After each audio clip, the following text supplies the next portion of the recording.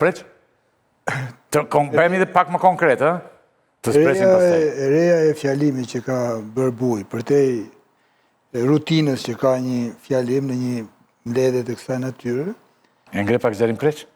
Pak. Pra ka të bëjë me shfrytëzimin e atyre pak minutave për të ngritur çështjen aktuale që është ajo e gjykimit të krerëve të QQK-s në Hag.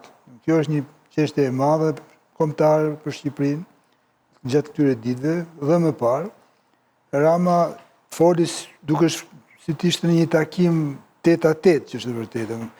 Pra një temë që mund të trajtohej në një takim tet-a-tet, por në mungesë të saj, ai përdori këto minuta në një mbledhje ku shumica pjesëmarrësve nuk kishin fare lidhje me këtë temë. Me këtë temën. Po ky rriti ta bënte rriti e Vjosa Osmanin aty. Po. Te ai moment, po.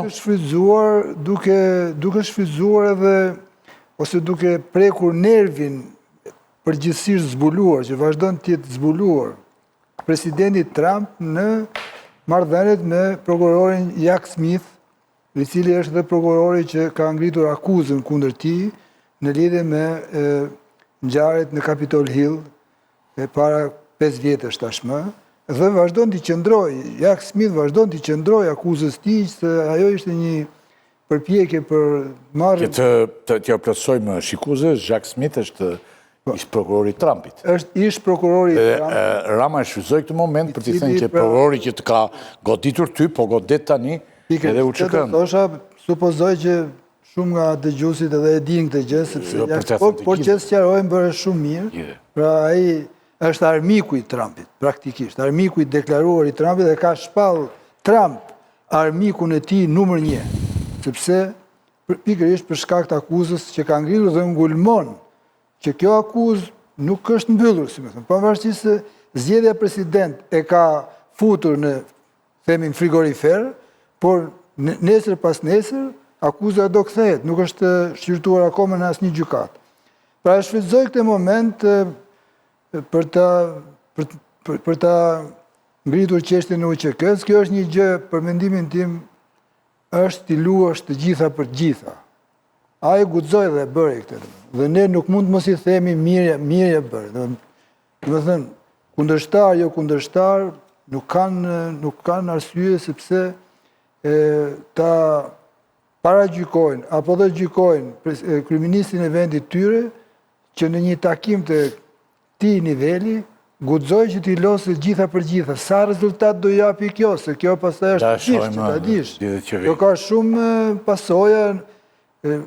Ka pasoja, ne këtu do jemi, ndoshta do kemi rast të analizë. Por dhe pak të ndryrja jo duket që do të ketë pasoja. Gjeti tribunën më të madhe të kësaj dite, tribunën ndërkombëtare më të madhe të kësaj dite, për të ngritur problemin e 4 krerëve të UÇK-s, të cilët janë prej 5 vitesh pengje të një drejtësie që nuk kuptohet çfarë është. A e ndihmon Edi Ramën personalisht pjesëmarrja në këtë nismë, pak a shumë ju e thatë që e ndihmon Ramën, po dhe vendin që duhet të ishte Shqipëria.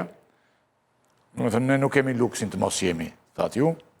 A është një frymëmarrje për qeverinë, pasi këtu krijua një klimë, që ne do ta kemi tani pjesën e dytë, që krijoi opozita, në mënyrë të çuditshme, e krijoi këtë klimë, që sigur Amerika e do Ramën në burg, Ramaduro e tyre do vinë të marrin, bëhet kështu do bësh. Nga 3 fjali. Këto që ka thënë opozita kanë qenë kështu fantazmagori, kush merret me politikë di që kjo s'ka qenë e vërtetë. Jo, e ndihmon Ramën kjo, se kemi pjesë dytë për këtë. Rama sigurisht që ka... Bordi paqes, a mos i erdhi Ramës në një ditë që i duhej, që ai i krijon dhe vetore. Shiko, mua më duket prej se ai ngjan shumë me Trumpin. Ta thash dhe një. Ai ka qenë jo në portret kështu, po ngjajnë shumë Trumpi me Ramën. Kryeministri i Shqipërisë ka qenë i frustruar që përgjatë 11 muajve, që kurse është instaluar në shtëpinë e bardhë sërish Trump, nuk ka pas asnjë kontakt zyrtar me përfaqësues zyrtar të Shtetit Bashkuar të Amerikës. Dhe kjo është shumë për një kryeminist në Shqipëri. Mos ketë kaq. Por ftesa për në bordin e paqes i erdhi si një dhuratë nga qielli. Dhe ai ka ditë ta shfrytëzojë. Dhe i erdhi si një dhuratë, që është e vërtetë, sepse po të mos ishte ky bordi i paqes, ndoshta do vazhdonte. Erdhi si një dhuratë nga qielli, po ai edhe i bën ndonjëherë vetë dhuratat. I ndërton dhe vetë, ditë i ndërtojë. A i ndërton dhuratat, sa i ndërton Trumpi, një ndërton vetë, Rama ndërton dhuratat të mërshme. Por jo se do të ndodhë ajo që ka paralem pozitiv. Ata nuk e kanë konsideruar për shumë kohë. Për mendoj se prania gjithashtu kam njëtin mendim, Shqipëria nuk ka luksin të mos marrë pjesë, nuk ka luksin të kësaj ftese, e kemi thënë dhe herën e parë, aq më tepër që është një vendim unanim i Parlamentit Shqipërisë, për është i mbuluar nga kjo. Edhe nga opozita, po. Dhe mendoj se Shqipëria nuk paguan kosto me praninë aty, nëse bordi dështon, Shqipëria s'merr asnjë përgjegjësi për dështim. Do të them pak më vonë të një pyetje që mund të ketë kosto pak më vonë. Por nëse do vi pyetja, kurthi është tjetër, domethënë. Nëse Shqipëria, duke qenë në bordin e paqes, mendon se i ka kaluar ose në ambiguitet nuk mundet të preç. Do vi një moment do të bëj një pyetje, unë ambig mund mos qëndrosh nesër nëse ti do të pranohesh, e kam pak më vonë këtë pyetje unë. Në Bashkimin Evropian do shkosh aty, do zbatosh disa rregulla tjera. Bashkimi Evropian, ata mund të përplasen. Ja ku është Hungaria? Bashkimi Evropian. Po një përplasje kanë ata. Komisioni Evropian shkoj si vëzhgues. Do jetë Europa është gjithë e ndarë, as Europa s'është një fjali, një mendim që e kam të zhvilluar. Nuk paguan gjë Shqipëria nga prania antarësia në bordin e paqes, po fitoi shumë mirë, po fitoi. Por në qoftë Shqipëria do konfrontohet me Bashkimin Evropian për çështjen e drejtësisë, që është sot në rendin e ditës, dhe nëse Rama ka marrë frymëzim që i ka atje Jack Smithit në praninë e Trumpit, dhe tani, domethënë, e ka nxjerrë shpatën dhe si del kush përpara, edhe për drejtësi në vend, kjo do ishte fatale për integrimin e Shqipërisë në Evropë. Këtu do konfrontohet, këtu do paguajë Shqipëria. Edhe kjo është drejt.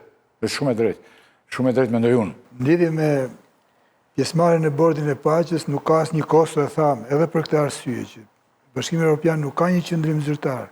Çdo vend, vendet antar, jo vendet kandidate që janë të lira të marrin një vendim. Por Shqipëria, për të ardhur pyetje që është shumë e rëndësishme, pyetje që bëre pak më parë, lidhje me qendrimin ndaj reformës në drejtësi, Shqipëria, për mendimin tim, është në një monitorim që nuk ka qenë deri para 5-6 muajsh në lidhje me qëndrimin që po mban kryeministri Edi Rama për rrjedhim dhe mazhorancë ati në raport me drejtësinë. Se janë vërtet ato që thot zonja Ilba, deri para pak kohësh, por ka 4-5 muaj që debatin publik dominojnë dy çështje të mëdha që kanë bëjnë me ndërhyrje deri brutale në aspektin e retorikës të kryeministit vendit ndaj drejtësisë. Gjermanët janë shumë vëmendshëm për këtë. Jo rastisht, kemi pas një ministër të jashtë, ministrët e Evropës, McAllister që është Gjerman, por po themi që, shiko, e mbyll me një fjali, meqense s'ka kohë, nëse nuk ka një reflektim. U pozicionohen për javën e ardhshme nga që do të ketë në parlament imunitet. Do akrobacirat me drejtësinë. Në mandateve. Në këshillin e mandateve këto. Po them akrobacirat me drejtësinë, që është perceptuar që Rama kërkon tani, meqense nuk e kontrollon më, jo vetëm Spaku, po GKK-ja se këto vendimet për pezullimin nuk i ka marrë Spaku, është një spekullim. Pra ka sfiduar vendimet gjykatës, jo thjesht hetimit. Dhe ata e mbahen shënim, dhe ata mund t'i kushtojnë Shqipërisë nëse s'do ketë një indjetër. Se nuk e dim se ata të pranojnë... Ata vendosë. NATO-n e na pranuan, sepse morën... Do me thënë, preç, se dollën nga te... Do me thënë, në optikën time, Shqipëria nuk është më mirë se atërë për 15 kushte. Pa ta marin vendim politik do të përparojnë. Vendim politik dhe pik preç. Ti është bloz... Pa vendim politik ti nuk shkon atje. Qofse ka këthim mbrapa për drejtësinë, Shqipëria nuk futet në bejë. Më vjen shumë keq të them. U kam mbrapa se kemi në drejtësinë. Mbrapa për drejtësinë, kjo është krye Po fjala. pëse më në NATO thotë kjo ndodhi Gërdeci, thotë zonja e Drejtësia shumë më madhe se Gërdeci.